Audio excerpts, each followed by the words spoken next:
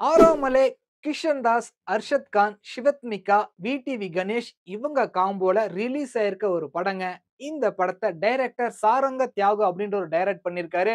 Music director Siddhu Kumar music பண்ணியிருக்காரு. படத்தோட story அப்படிலாம் கிடையாது. ஒரு சின்ன லைன் தாங்க. லவ்.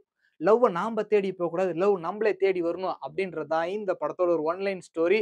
படத்தோட ஹீரோ கிஷன் தாஸ். இவரு வந்து பார்த்தீங்கன்னா, நம்ம டெய்லி லைஃப்ல பார்த்திருப்போம்ல. ஒரு பொண்ணு நம்மகிட்ட சிரிச்சு பேசிட்டாலோ, ஒரு பொண்ணு நம்மகிட்ட லப்பர் குடுத்துட்டாலோ, ஒரு பொண்ணு நம்மள கேரிங்கா பார்த்துட்டாலோ, அது எல்லாத்தையுமே லவ்வுன்னு நம்பி, லவ் பண்ணி ஏமாந்து போவாங்க பார்த்தீங்களா? அந்த மாரி ஒரு கேரக்டர்ல தான் கிஷன் தாஸ் ஹீரோ நடிச்சிருக்காரு.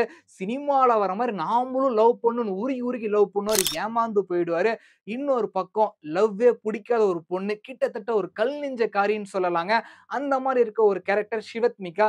இவங்க 2 பேர் எப்படி சேரப் போறாங்க அப்படின்றது தான் இந்த படத்தோட கத. இந்த படத்துல ஹீரோ கிஷன் தாஸ் வேற லெவல்ல பெர்ஃபார்மன்ஸ் பண்ணியிருக்காரு. பல கெட்டப்ல வந்து கலக்கியிருக்காருன்னே சொல்லலாம். ஹீரோயின் சிவத்மிகா நெறைய எமோஷனலான சீன கேரி பண்ணியிருக்காங்க. அவங்க எமோஷன்ல நம்மளையுமே டிராவல் பண்ண வைக்கிறாங்க. அர்ஷத் கான் சொல்லவே தேவையில்லங்க. ஒரு ஹீரோக்கு ஈக்குவலான ஒரு கேரக்டர்ன்னே சொல்லலாம். ஒரு வர சீன் எல்லாமே தியேட்டர்ல பிளாஸ்ட்ங்க.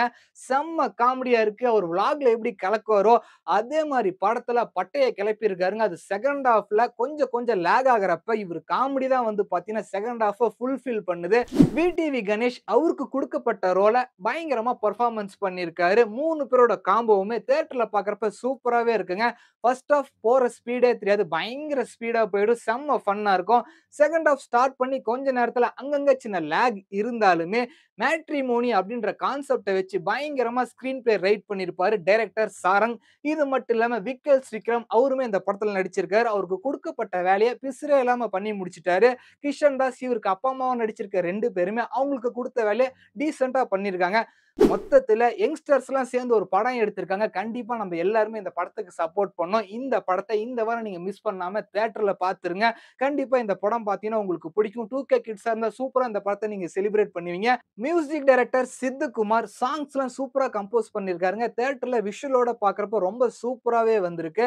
ஸோ இந்த படத்த மிஸ் பண்ணாம தியேட்டர்ல பார்த்துருங்க. ஒருவேள இந்த படத்த நீங்க பார்த்துட்டீங்க அப்டின்னா, 5க்கு எவ்வளோ ரேட்டிங் தருவீங்க அப்படின்றத இந்த வீடியோ கீழ கமெண்ட் பண்ணிருங்க. முக்கியமான ஒரு விஷயம் இந்த படத்துல நம்ம எஸ்டிஆர் வாய்ஸ் ஓவர் குடுத்திருக்காரு. அவர் ஒரு விஷயத்த இறங்கி பண்றாருனாவே உங்களுக்கு தெரிஞ்சிருக்கும். இந்த படம் நல்லா வந்திருக்கும் அப்படின்ட்டு. பட்டா